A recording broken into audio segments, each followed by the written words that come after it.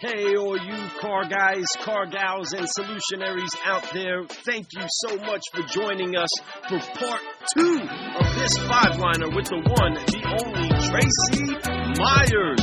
We are so excited to be joining Tracy and Troy Spring at the return of the Mastermind in sunny Myrtle Beach, August 4th through 6th. You do not want to miss this event. Go to unfairadvantagemastermind.com to get yourself signed up. We cannot wait to meet you there.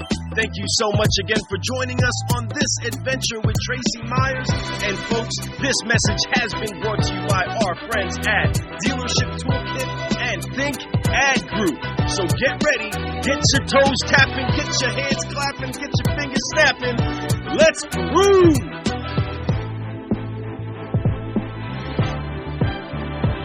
That's a beautiful thing, and I love that you have that culture because I would fit right into your culture, just like you would fit right into ours, because that's exactly what we are. We're at the store I'm at. We're pre-owned. We deal with that. We deal with 80% subprime. You know, we definitely love to help people. We love to be what we call transportation problem solvers because we don't sell cars. We're solutions providers. Yeah, that's automotive. Talking about, you know the deal. You have that culture, and that's crazy. Some people laugh when you tell them that, especially a car guy that's been at other dealerships. Yeah. But when I've been there, even I did when I first started working for this group, I laughed. I was like, "Oh, I got you, got you." But then I started working there, and then I felt the culture. Then I understood it, and then I became that culture, and I love it. And that's Subprime Hero all day. And I just want to bring light to this. Here's the thing, guys. And I've talked about it all year long since Corona happened. Subprime is a bigger market now. There's a lot of people who were near prime, all of a sudden now they're subprime. A lot of things happened this past year. People lost jobs, couldn't work. They were on furlough for 6-7 months. You know, some people made more money during furlough, but the majority of people that were doing decent, they did not. They had to take pay cuts. They had to not be able to pay certain bills. They had to make decisions that they never made before. Right? So it was a unique time in the world, but subprime became a bigger market. So folks, if you're not out there doing what Tracy's doing at his store, like we're doing at our store, or a lot of stores that I do know out there, if you're not doing that, you're missing a big part of the market share. And that's okay. If you don't want to do it, I'll take it all. But at the same time, there's plenty of it for everybody out there. Because it got so big, it's plenty. There's plentiful. Treat everybody like a millionaire when they walk in your store. Make them all feel good. Make them feel like you truly care, that you're listening to their story, that you're going to do everything you can in your power to help them get to the next level. And the next level, whether it's leaving in a nicer, newer vehicle or giving them a path to purchase to show them how to get their credit right. Because sometimes people just say, no, I can't help you, and they kick them out. Well, that's crappy too. They just spent their time, gave you trust, gave you their credit information, said all this stuff, and at the end, all you do is say, I can't help you. Well, why can't you help them? Explain, and then tell them what they need to do. If they did this, this, and this, what they can do to make themselves get to that opportunity to be able to purchase a vehicle. They may not all listen, right? They may not all listen. Nope. But you got to at least give them some value. You got to do it. And if you do it every time consistently, I promise you, your numbers go up. Your customer appreciation goes way the heck up. You'll get referrals from those customers, even if they don't buy. It's crazy, but it's true. And you'll be surprised how many people stop and say, nobody's ever told me this. And then you sit there like, I bet, and I know, and it's unfortunate, but I'm the one doing it. Just want to make sure that you remember, I'm the one that's telling you right now. You know what I mean? Remember me. Man, that's such great value is what's needed inside of any communication moment. Anytime that you're building a relationship, you have to be able to see the value of the person and be able to deliver value back to them and understand that person still took their time. Their money is just as green, right? And it's all digitized now, right? So it transfers the same. Your numbers go up if you fund this many deals. Is it a little bit more to deal with? Yes, but it's worth it. It's worth helping these people. It's worth building your clientele. The thing that we were so blessed with inside of being in a store for so long is, well, as salespeople, when we first started our career, we were inside of the store for about a year before we were to another spot and then on the road. And then we were, doing marketing all over the country. Then we had the chance to be inside of a dealership for some time to then see these faces really come back. Yes. To see them making those upgrades, to see their kids now buying cars. That is the stuff that makes you say, wow, I am so glad that I firmly planted my root system, and I can see the fruit of it now. Yeah. But with that, I've given pointers to them when Dad was in a subprime status. Now Dad's a mid 700s co-signing for his son. That could not have been possible had we not had an honest conversation 6-7 years ago. You know what I mean? What's even funny is they even walk different. Yes. They have a different swag about them. They come in, they're all like, "Hey, what's going on?" But still do whatever he says. Whatever he says. Listen to Fred. He knows what he's talking about. And that's the thing. Like, that all starts with the very first question we asked you. It's a legacy that you're leaving. Right. Even that is part of your legacy, folks. The people that you touch, the people that come back, that if you educate them and they come back and the things that you said happen, that's your legacy. They will remember you for that. They'll remember you the rest of their lives. And that's crazy as it seems. A car buying purchase is very emotional. A car buying purchase is a very big deal. In most people's cases, it's the number one biggest purchase they make. But maybe the second in a lot of cases, a home and then a car. But there's a lot of people who don't buy homes; they just buy cars, right? So remember that is a big deal to them. This isn't like going in and buying a pair of new Nikes. This is literally the biggest decision that most people make, or the very first big decision they make in their lives. So make sure that you guys treat them right and do the right things, And that all starts with being trained the right way, And I'm going to ask that. I know we've been going for a minute. I'm going to go for the third question on that. We can tend to ramble. We can ramble a little bit. Yeah. I'm trying to shut up, man. I just want to keep interrupting, but I know you guys go, right? Please do so. Please do so. You can interrupt anytime. Just put your hand like that, and we know. Look, just one more thing. I know we'll come back to it at some point. But I hear from car guys and car girls all the time, and they ask, well, look, if it's not a commodity-based business, which the commodity has to happen, right? The transaction has to happen because that's how we get paid, right? But they're like, if it's not a commodity-based business, then how do you make money? I'm like, look, if you provide the solutions and you're a servant, then the money happens. That's right, every time. Right? If it's only commodity-based, then you never build a relationship with a customer. They rarely come back to you. The referrals don't happen. You don't get their kids, their grandkids, their aunts, uncles, cousins. Nothing happens except that one transactional item. It's like Walmart. And this is what we use in training all the time. And there's nothing wrong with Walmart. Biggest retailer in America, right? Brick and mortar. But people go to Walmart for one reason. It's a commodity-based business, and they have the lowest price. If you look at their stars on Google, their rating is like 1.5 stars here in North Carolina. I'm sure it's probably the same everywhere. You don't go to Walmart for the experience, for the relationships. You go for the price. And that's a perfect correlation to prove to car people, right, that people will pay more for an experience. They'll pay more for solutions. And it's not always about the commodity. Is there a place for that in our business? Absolutely. And there are models that prove that as well. But that's not the business I want to be. Nope. Right. And commodities in that it's always a transaction that's going to happen. Correct. Happening. So you either put yourself in the path of it and make sure that people have designed their pathway to getting that commodity only through you, right?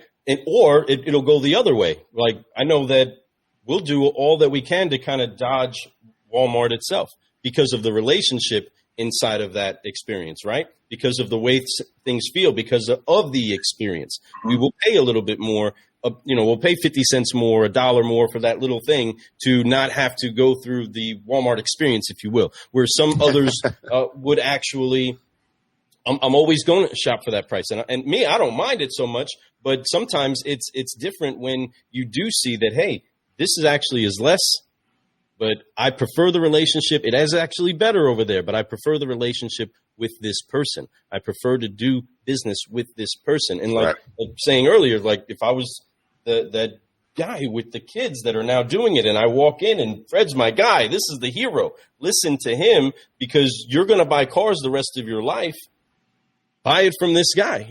This is the relationship you want to have instead of it all just blending into the ocean of where the transactions can happen. Because ultimately there's one you and there's one product that you're going to really buy today. So let's make that connection. We can make that work, right? Yeah. I love it, man. Absolutely love it. And that's the thing. We all get trained on this type of stuff, and some people take the training and they go with it. And then there's people that have really influenced us, and that leads me into my next question.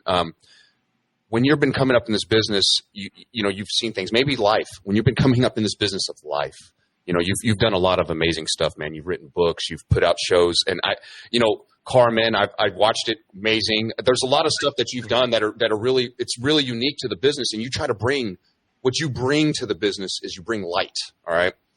But there was somebody who influenced you. I'm sure there's somebody that gave you a great mentorship, said, hey, gave you some great tips. Who would that person be? Yeah, look, as odd as it may sound, I think most people expect me to say my dad, right? And make no mistake about it, he's taught me most of what I knew about the car business and continues to be my mentor. Absolutely. However, we didn't have much of a relationship until I came into the business because I never saw him.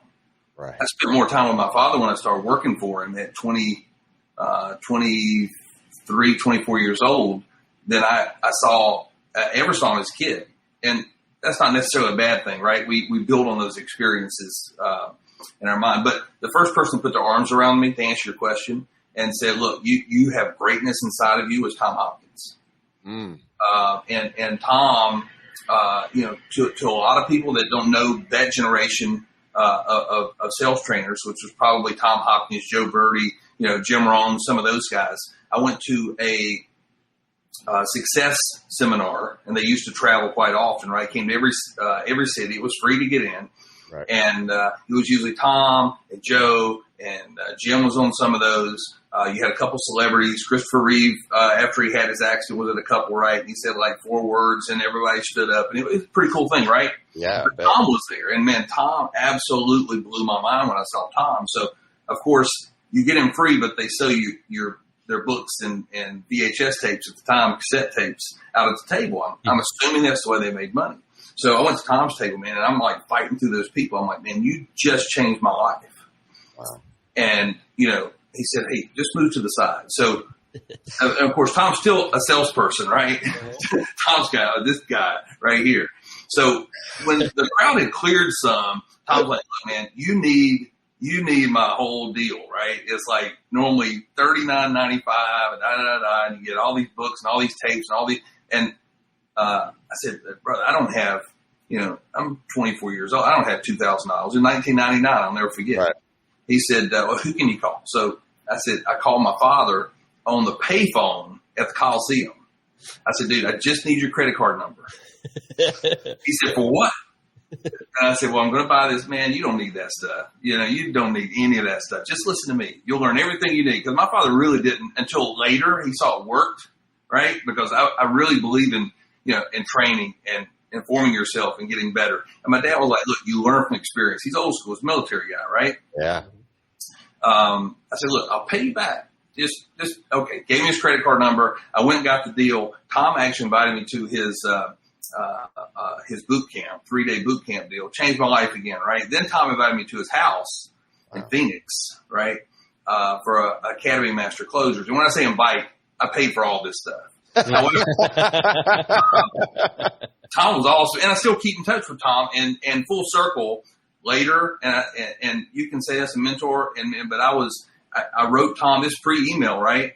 I was writing Tom letters and sending Tom cards, and Tom would write back, and then Tom got my number, and then Tom would call me, and I would call Tom, and we ended up writing a book together.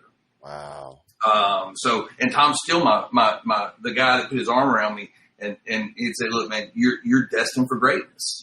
People need to hear what you have to say. And whether that was for, and I'm going to be 50% cynical here, right? Whether that was for his monetary gain or not doesn't matter. It's how I chose to accept it. Yes. It mattered. And I accepted that Tom Hopkins, who to me was the greatest salesperson that I'd ever met and ever talked to, told me I had greatness and I could be as great as he was. I believe that. I chose to believe that. And honestly, I don't care how much money I've spent with him or how much money he made. That's irrelevant to me because I chose to believe it. I chose to accept it and I chose to act on it. So, long answer, but the short of it is Tom Hopkins. I don't think that's a long answer at all. I think that was a very perfect answer. Yes. And what I really love about that, and speaking of the him making money on that like you said, doesn't matter. Because here's the thing: if you didn't pay, would you have gone that hard on it? Right? Nope. And that's called accountability. A lot of times, folks, when you really want something, you have to show you want it. And when you're a trainer and you're something like that, when somebody brings, like he knew, hey, you need this. You're like, I don't got it. You called your dad. You got it like this. That means you had to close your pops to give you that money so he can get it. So right then he knew you were a closer. One of the hardest calls I've ever had to make, by the way. I could imagine. I don't know how you did it. My dad's not that guy. You don't call and ask for $2,000 for a bunch of tapes and books. What are you talking about, son? But it was the best decision you ever made, and you sold it to your dad as this. I'm passionate. I want to grow. I want to do it. And he understood it, and you did it. And you even said, "Hey, look, I'm gonna pay you back." And not only were you able to pay him back, you look where you're at now. Right. And that's the thing, and Tom saw that in you, and that turned you into a monster in your mind. There's something about having somebody that you look up to, like, wow, this is like almost godlike, right? You're like, this dude is amazing, the best car guy, best closer I know. He just said I could be as good as him. He just said that I have that level inside me. Wow, that does encourage you. I know that every time I've ever heard that from somebody I look up to, it always made me feel wonderful, and it made me feel way more confident in myself, and don't get me wrong, I have a lot of confidence in myself, but at the same time, there's something about people feeding you a little bit of that, right? And you earned that from the guy that you looked up to, that you went to a meeting and you saw all these great car guys and you were like, this is the one. And he saw that inside you. There's something about that. I see that in people too. I see that when I hire somebody, there's something about them inside them. You know that they're going to go big places and you just want to help them get there. And I'm so glad that you found that. And that's that goes back to the legacy part, right? Because Tom told me, and then I desperately want other people to feel the way that I felt at that moment when Tom told me that. Yeah. And I get so frustrated, and man, I have to back myself down because I'll get angry when they choose not to accept continuing education in some part, because it's so, man, I sound like the old guy now, but it's so much easier now. And we had to pay, I could dig, I don't even have to dig. I keep these Joe Verdi VHS tapes, right? Yeah. Because I paid like $4,000 a piece for these VHS tapes in my own pocket, right? This was after Tom Hopkins. And they're in pristine condition, but I absolutely wore them out, but I paid for them. Right. And you don't have to pay for any of this stuff anymore. Mm-hmm. It's like this show we're on today, right? People can access this information and this learning and this training, man, and get life experiences and pay nothing. And we didn't have that luxury. Nope. And part of that's fantastic if they choose to accept it, right? Internalize it and learn from it and act on it, right? You got to act. But like you said, because they don't pay, and there's so much of it now, a lot of people say it'll always be there and it's free, so it's not important.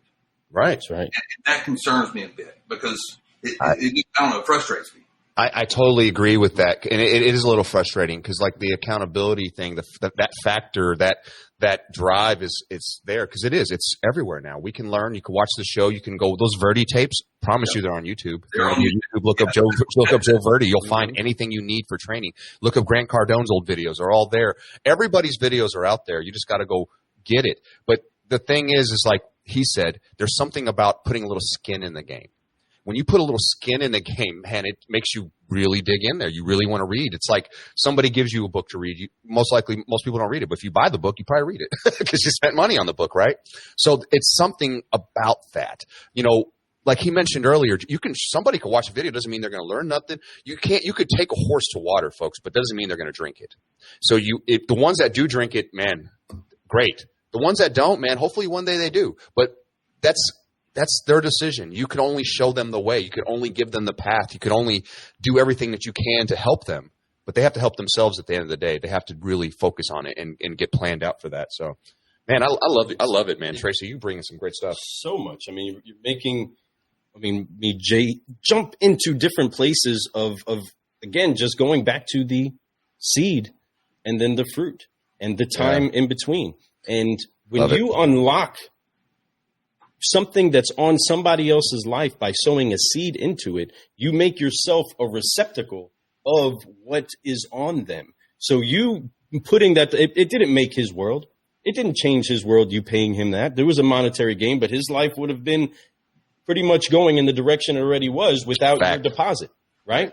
But it was crucial for you to get that seed into the ground so that there was a pathway to be opened up for you to reap what was on his life. That's it's honor. And if you give honor comes back to you. Sir. And whatever you give is generally what you'll see coming back. But if you open up the doorway for people to deposit, for people to encourage, for people to be able to give the best of them to you, then, and you actually want it. See, it's one thing to just have that, right? If Dad went and bought all of those tapes and had all that stuff sitting at the store because Dad knew everything, it wouldn't have been the same for you. Nope. Just it's sitting there, right? You had to go seek it out. You wanted that truth. You wanted somebody to pierce something inside of you that exploded a well of great, incredible, life-giving oil and water and all the things that it takes for us to continuously grow and move on in life. You sought that out. And because you sought it out, you're enjoying the fruits of your success because you've gone through sometimes it's hard to get through those conversations, the little bit of pain and struggle. And sometimes the pain and the struggle is having a hard conversation to get somebody else to believe that you believe what you're saying. You know what I'm saying? That you really believe it deep in your heart. Dad, I gotta have it. We gotta do this. Dad, help me. And then to have them attach their dollars behind your passion shows the level of understanding that usually can only come from a mentor. He may not have even got it. Like, dude, I don't even understand what you're talking about. There's nothing in there that I don't know, and I'll teach it to you so if you just sit there and listen. But no, Dad, there's something in here. And then there's that switch that says, wow, you mean this. Wow, you're very, wow, I've never seen you moved like this. Mm-hmm. I'm willing to put whatever I can behind it because, son, I want to see you grow. I want to see my legacy with that gleam in their eye, with that hope, with that spirit. And that's the seed that then turns into just, Dad gave a number, but he gave a blessing to that seed that you were putting in and said, yeah, I'll put a seed into it too, son. I believe in what you're believing in just because you believe it. I mean, I know nothing about it, but I'm with it. You know what I mean? And that's why it's important for us to build the people around us too, to say, hey, your ideas matter. Where you're wanting to grow matters. And I want to help make sure that you grow in that path. And it's not always business, right? A lot of times our business gets stronger by building up the people and their personal than when we're just trying to say, hey, focus on building my business. Hey, I want to focus on my business on building you. And then, man, you got pillars that'll keep you strong for a legacy of time. But speaking of keeping us strong for legacy of time, we've had a lot of people say a lot of things. Let's hit that up before we jump to this next question. You want to run through some of those because I can't see them all. I know Wendy was with us. Good morning, Wendy. Yeah. Good morning, Alex. We got a lot of amazing people. Yeah, a lot of great solutions. Alex, we got what I can't even see it. My eyes are I'm getting older. I can tell. Rexy is from India. What's up? That's right. We got Jay. What's up, Jay? Jay is a good friend of ours. I love that he's here this morning. Appreciate you. We got Jason. My dude, Jason Garris, Nextel app, my dude. You got Brad Owens. Thank you for being here this morning, my friend. Robert Jacko. This guy's an amazing dude. I love him. His videos are the best. Then you got Joseph Perez. Bro, you did a great show the other night, bro. Yeah, he was on Paul Meyer Live on Sunday Night Live. Very good show the other night. Joseph is a great person too, folks.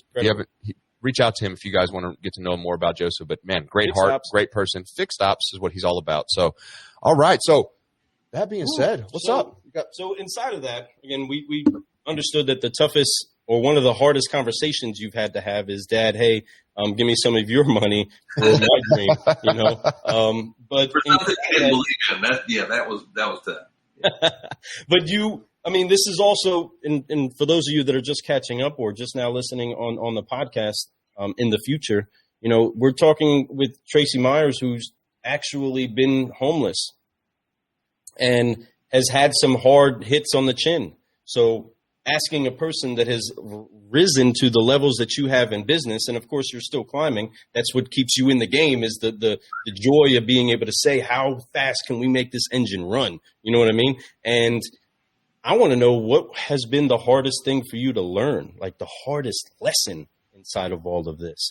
I know mine was, and this was years ago, just take title away from money, right? You started in the detail department, but that was important, for that purpose. It wasn't about the money. It was about the growth process. What has been the hardest lesson you had to learn? Because for those of you that don't know, if you're a PhD, Papa has dealership, right? If you're one of those and he puts you inside a detail, how many of you would make it through that test? I'm over here really questioning myself. I am. He waited until I was already here and moved and didn't have a lease. And, it's like, okay, And originally I had thought that I would stay there until I found something else, because no way I was going to stay there. And that just turned into a couple of years, right? Because then it turned into, I'm going to prove to him I can do this. Damn right. So there's a little of that father-son competitive nature coming out there, but that was always a good thing. But the toughest thing for me, it actually goes back to what you were just saying. Even though my dad always said it, sometimes we have to live it to actually learn it. And he said, look, son, titles mean nothing, don't mean anything. And I really didn't understand what he meant by that until much later in life. Because I thought if he made me a sales manager, I'd be a sales manager. If he made me a manager, I'd be a manager, general manager, right? If he made me the owner, then I guess I would be the owner by default, right? If he made me the owner. But just because somebody says you're a leader, that doesn't necessarily make you a leader. And if you don't have the title of a leader, you can still be a leader, right? And that's what I try to transpose that to my team all the time. You don't have to be the team leader. I don't have to call you a leader. You prove yourself to be a leader by your actions, and by default, you're a leader. So that was really the hardest thing for me to grasp. So, because I think, especially when you're younger, you want to be the boss, and just because somebody appoints you the boss or knights you as the boss, that doesn't make you a boss, right? It takes skill, and it takes a skill set, and those are learned attributes. Now, there are terrible leaders and terrible bosses and terrible managers. And yes, they're appointed, put in those positions, and they stay in those positions for whatever reason forever. And that's another conversation for another day. However, that doesn't mean that they're good at it. It's like that 8-car-a-month salesperson, right? And they know everything, and they're training the new people that are coming in at some stores. Like, what the heck are they doing?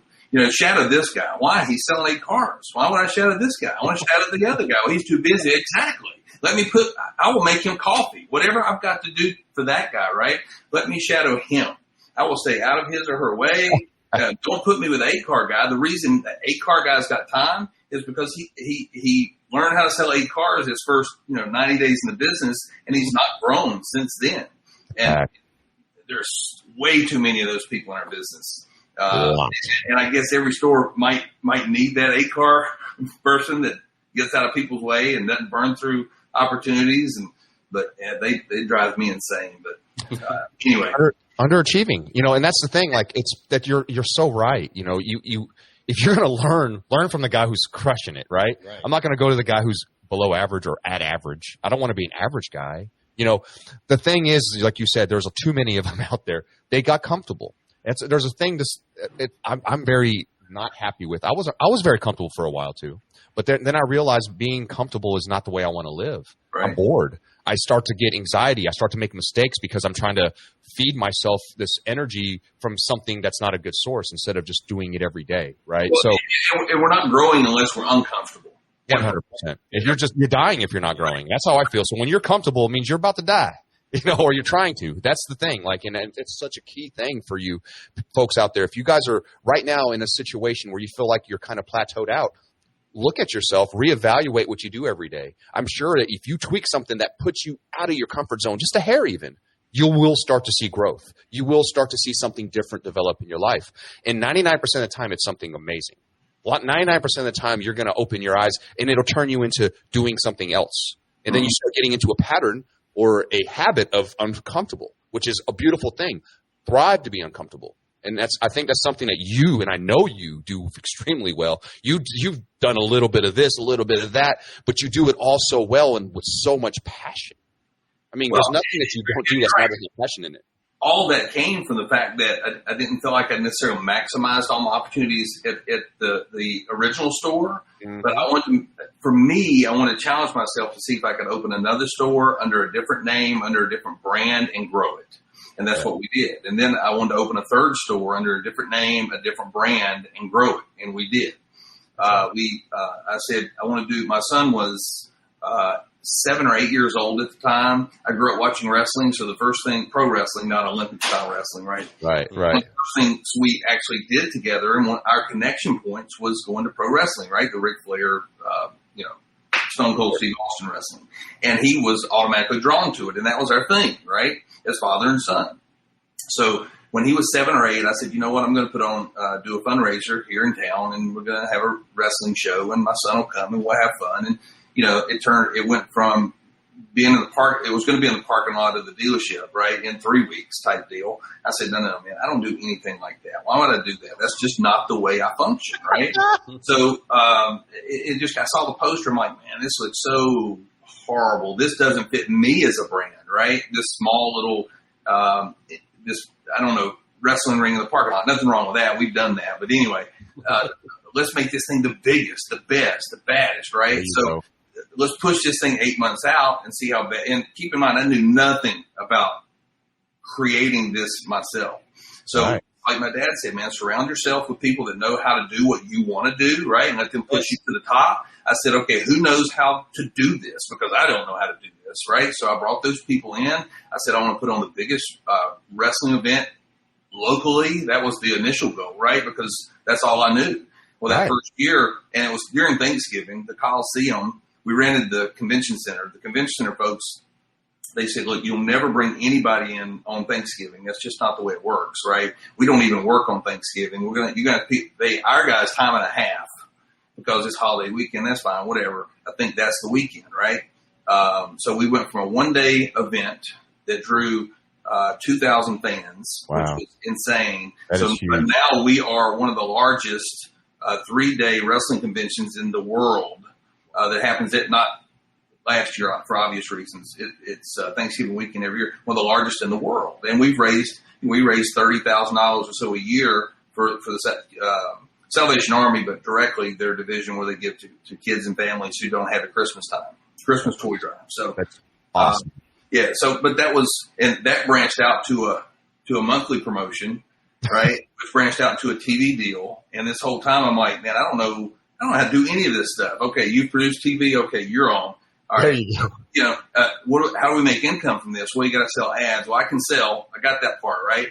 But then I realized, man, I've got 3 dealerships. I can do it, but I'd like to sleep. I'm going to probably have to. Yeah. So hire somebody that can sell. Here's what you need to sell. So I really found out that my building blocks are the same for every business that I own, right? Bring in people that know more than I do, that know how to do what I want to do, that have done or I feel like they can do and achieve greatness, and then show them my vision. I'm the vision guy.